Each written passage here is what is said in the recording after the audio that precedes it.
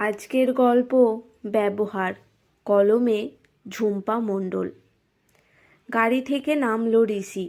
হাতের চাবি দিয়ে দূর থেকে লক করে দিল তার গাড়িটা। তারপরে স্মার্টলি হেঁটে উচ্ছলতার সঙ্গে সিঁড়ি পেরিয়ে এগিয়ে গেল কফি হাউসের পূব দিকের চেয়ারটার দিকে। অন্যদিকে কফি হাউসে আড্ডা দিতে আসা 3 মহিলার চোখ তখন কাচের জানালা দিয়ে এদিকেই।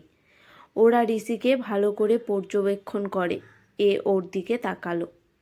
দূরে ঋষির মার্সিডিস বেনজ দাঁড় করানো। কাচের জানালা দিয়ে সেদিকে তাকিয়ে তাদের চোখের তারা যেন ঝিলিক দিল।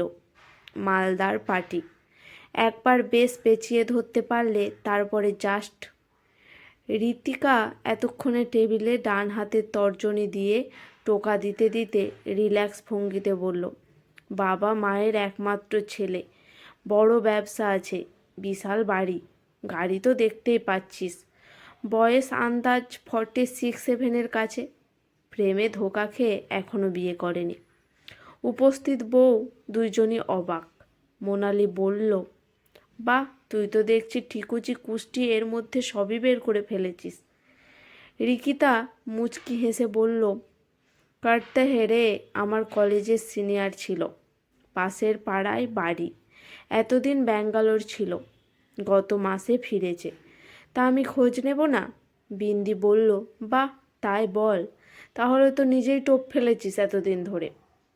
রিকিতা নিজের ঠোঁট দুটো উল্টে বলল, তা আবার ফেলিনি, চেষ্টা করেছি অবশ্যই। কলেজে থাকতে ব্যাপক হ্যান্ডসাম ছিল জানিস। মোনালি ঋষির দিকে একবার আড়ে তাকিয়ে বলল, এখনও কম কিসের? বয়সটা তো বোঝাই যায় না। আমি তো 35-36 ভেবেছিলাম।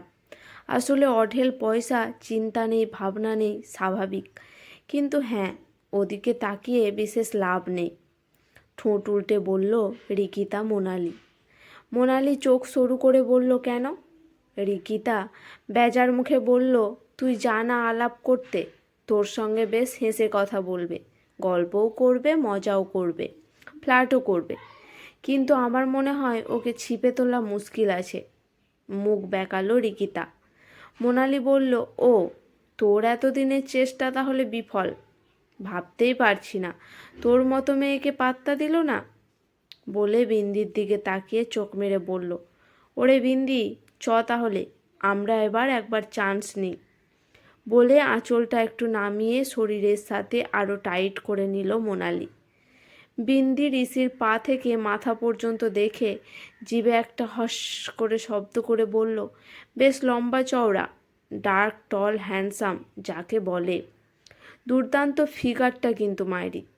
তারপরে ঠোঁট উল্টে বলে, ওই যে আমার মিস্টার সেন, এবারে ওনাকে ছুঁড়ে ফেলতে হবে, বুঝলি? এই মস্ত বড় ভুঁড়ি দেখলে আমার এখন গা গুলিয়ে ওঠে। মোনালি বলল, ধুর, ছাড়বি কেন, হাতে রাখ, যতদূর মাল্লু আছে, যতদিন তেজে মজে, যতদিন যতটুকু পারিস আদায় করে নে। সেই সঙ্গে এদিকে একবার চান্স নিয়েও দেখ। রিকিতা বলল, সুন্দর ছেলে দেখলি আর অমনি তোদের নোলা জল পড়তে লাগলো। তা তোর নোলা কি তোর একার আছে? দেখ না আলাপ করিয়ে দিয়ে কার ছিপে ওঠে। রিকিতা কিছু বলার আগেই বিন্দির ফোন বেজে উঠল। বিন্দি ঠোঁট উল্টে বলল, আমার এক বর, অফিস থেকে ফিরেই কোথায় আছো? কখন আসছো? জানো সবই, তবুও জাস্ট বিরক্তিকর। ফোনে রিং হয়ে কেটে গেল। রিকিতা বলল, আরে ফোনটা ধর, যতই হোক বিয়ে করা বোর তোর, হি হি হি। ধুর, ছাড় তো।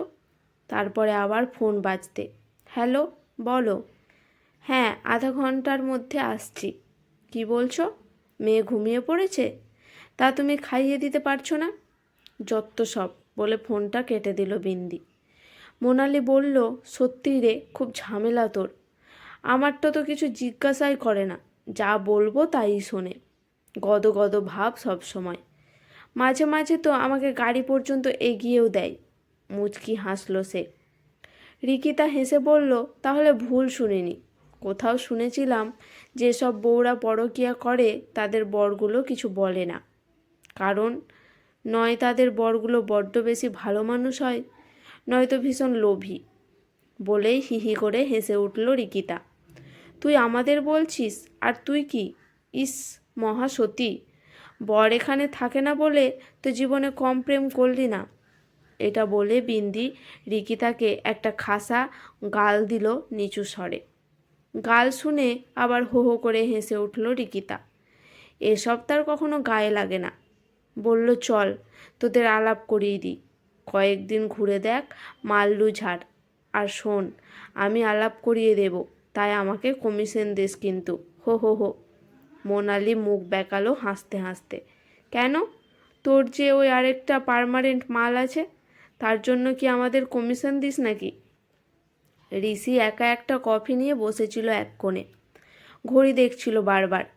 এতক্ষণে সৌমিলির এসে যাওয়ার কথা, ফোন করবে নাকি বলে এই ফোনটা বের করেছে। অমন সময় তিনজনে কাছে গিয়ে দাঁড়ালো। রিকিতা একগাল হাসি নিয়ে বলল, এই ঋষিদা, একা বসে? কি খবর বলো? ঋষি অবাক হলেও মৃদু হেসে তাকালো। ভাবলাম একা বসে আছো, তাই একটু সঙ্গ দিই। বসতে পারি? হ্যাঁ, অবশ্যই বসুন। আসলে আমার এক বন্ধু আসার কথা এখনও। বলে ফোনটায় কটা বাজে দেখলো। তিনজনে তিন ভঙ্গিমাতে বসলো। যে ভঙ্গিমায় বসলো নিজেদের আকর্ষণীয়রা দেখাতে যতটা সম্ভব। ঋষি ফোন রেখে বলল, কফি বলি আপনাদের জন্য? হ্যাঁ, তা বলুন। কফি খেতে খেতে না হয় আলাপটা সেরে নেওয়া যাক। বিন্দি লাস্যময়ী ভঙ্গিতে বলল, একই শহরে থাকি, আপনার মতো নামি দামি মানুষের সাথে আলাপ থাকাটা উচিত, তাই ইচ্ছে হলো। মোনালি বলল হাসি মুখে, এমা, নামি দামি এসব আবার কেন? পরস্পরের সাথে আলাপ থাকা তো ভালোই। হাত বাড়িয়ে দিল বিন্দি। হাই, আমি বিন্দি। ও হ্যান্ডশেক করার পরে মোনালিও হাত ধরে আলাপ সারল। তারপরে চারজনের মধ্যে মিনিট 15 ধরে চলল দেদার আড্ডা। মোনালির ঘোর লাগা গলায় বলল, আপনি এই বয়সেও সুন্দর, নিজেকে ধরে রেখেছেন কিন্তু। ঋষি অপ্রস্তুতভাবে হাসল। সুন্দরীরা প্রশংসা করলে কার না ভালো লাগে? তুমি এত বড় মানুষ, তাও কোনো ঘ্যাম নেই ঋষিদা। তোমার কাছে থেকে শেখার আছে। আমি ওদেরকে সেটাই বলছিলাম। রিকিতা আলতো হেসে বলল। তারপর ঋষি কিছু বলার আগেই বিন্দি বলল, এই যে শুনুন না, আপনার ফোন নাম্বারটা পাওয়া যাবে? হ্যাঁ, অবশ্যই, নিন। 83। এমন সময় সৌমিলি ঢুকলো কফি শপে। ঋষির সাথে অতগুলো মেয়েকে দেখে অবাক হয়ে গেল। সব কটাকে চেনে সে। মাথায় আগুন জ্বলে গেল তার। এরা সব সময় বড়লোকদের টোপ ফেলতে ব্যস্ত। বড়লোকের ছেলে, বিবাহিত অবিবাহিত পয়সাওয়ালা লোক দেখলেই ঝাঁপিয়ে পড়া অভ্যেস। শোনা যায় ওদের নির্দিষ্ট হোটেলও আছে। মাঝে মাঝে হোটেলে যায় ওরা দুপুরে, বরেরা অফিসে চলে গেলে। তার বিনিময়ে সোনা থেকে শুরু করে প্রচুর গিফট চেয়ে নেয় দেদার পয়সা খরচ করার নিজের পিছনে। এমনকি 7-8 হাজার করে মাসের পার্লার খরচও। এটা কি ঠিক পরকীয়া নয়? এরকম পয়সা রোজগারের পথ এদের। সৌমিল খুব ভালো করে চেনে এদেরকে। তারপরে আরও মালদার কাউকে পেলে আবার সেখানে চলে যাবে। কোনো আর এদের বরগুলো অদ্ভুতভাবে চুপ একদম। সব কিছু জানলেও না জানার ভান করে। অবশ্য বউয়ের আবদারে অন্য মেটাচ্ছে যখন আপত্তি কিসের? রাগে মাথায় ঝাঁ করে উঠল সৌমিলির। সে ধীর পায়ে এগিয়ে গেল ঋষির দিকে। বেশ হাসাহাসি করছে ওরা চারজন। ঋষিটাও তেমন। ভালো করে চিনিস না জানিস না, এত কিসের হাসাহাসি তোর? সুন্দরী দেখলে সব ছেলেই গলে পড়ে আসলে। বলে নিজের চুলটাকে সামলে নিয়ে এসে স্টাইল করে এগিয়ে এলো ঋষির দিকে। বলল, সরি, দেরি হয়ে গেল একটু। ঋষি ওর দিকে তাকালো। তাতে সৌমিলি দেখলো তার দেরি করে আসার জন্য ঋষির কোনো রাগ বা অভিমান নেই। তার মানে ওদের সাথে ভালোই কাটছিল সময়টা। মনের মধ্যে রাগ হলেও সামনে প্রকাশ করল না সে। সৌমিলিকে দেখে রিকিতা উঠে দাঁড়িয়ে বলল, ঠিক আছে, আজ আমরা যাই। আবার আমাদের দেখা হচ্ছে শিগগির। বলে সুন্দর ভঙ্গিমাতে বাই বলে আর চোখে সৌমিলির দিকে তাকিয়ে চলে গেল তিনজনে। সৌমিলি ঋষির সামনে বসলো। চুপচাপ ঋষির দিকে কয়েক পলক তাকিয়ে থাকলো প্রথমে। ঋষি হেসে বলল, কিরে ওইভাবে কি দেখিস? কফির অর্ডার দিই? একটি দীর্ঘশ্বাস ফেলে সৌমিলি বলল, দে। না, রাগ প্রকাশ্যে করবে না এখন। করলে ঋষি ভুল বুঝতে পারে তাকে। সেটা হতে দেওয়া যাবে না। অনেক দিন পরে দুই বন্ধুতে দেখা। সেই কলেজে পড়াকালীন একসাথে পড়াশোনা। ঋষি এতদিন ব্যাঙ্গালোরে ছিল। ফিরে এসে ফোন যোগাযোগ হয় তাদের, কথাও বলে ওরা। আজ অনেক বছর পর সামনাসামনি দুইজনে। ঘণ্টা খানেক পুরনো স্মৃতি শেয়ার করতে করতেই কেটে গেল। বাড়ি থেকে সৌমিলির মেয়ে ফোন করে তাড়াতাড়ি যেতে বললেও সৌমিলি আরও কিছুক্ষণ সময় কাটালো ঋষির সাথে। সামনে মিষ্টি মুখে কথা বললেও মাথার ভিতর ঝাঁঝা করছে তার। কিছুতেই ওই বউগুলোকে সহ্য করতে পারছে না সে। ব্যাপারটা কিভাবে ঋষিকে বোঝাবে সে এটাই ভাবতে শুরু করলো। কফি হাউস থেকে গাড়ি করে ফেরার পথে সৌমিলি আর থাকতে না পেরে জিজ্ঞাসা করলো, ওদেরকে চিনলি কিভাবে? রিকিতা আমাদের পাশের পাড়ার, আর তার সঙ্গে ওরা রিকিতার বন্ধু, আলাপ করতে এসেছিল। ঋষি সাবলীল ভঙ্গিতে বলল, সাবধানে থাকিস, বউগুলো মোটেই ভালো নয়, গায়ে পড়া, তোকে ইউজ করে পকেট ফাঁকা করে দেবে। এলাকায় খুব বদনাম ওদের। ও তাই? তুই বললি যখন মাথায় রাখবো। হ্যাঁ, আসলে কি বলতো, ওদের সাথে নিজেকে জড়ালে তুই বদনাম হয়ে যাবি, এই জন্য বারণ করা। বদনাম? সিঙ্গেল তো, ওই জিনিসটা আমার তাই প্রচুর আছে। তবে কি জানিস, কুছ তো লোক কেহেঙ্গে, বলে হো হো করে হাসল ঋষি। সৌমিলির বাড়ি থেকে একটু দূরে নামিয়ে দিয়ে ঋষি চলে যেতেই সৌমিলি সেই দিকে তাকিয়ে রইল কিছুক্ষণ। ভিতরটা জ্বলছে তার, তবুও ঋষিকে চটাতে চাইল না। মনে মনে ভাবলো কত স্বপ্ন ছিল এই দিনটা জুড়ে। ভীষণ সেজে গুজেও এসেছিলাম তোর মাথা ঘুরিয়ে দিতে। সেই কলেজে তোর আমার প্রতি দুর্বলতা ছিল বেশ, কিন্তু এখন তোর মধ্যে প্রেম করার মতো বিশেষ কিছু পাইনি। আর তুইও কেয়ার নিয়ে ব্যস্ত। কিন্তু আজ তুই এত বড় বিজনেসম্যান।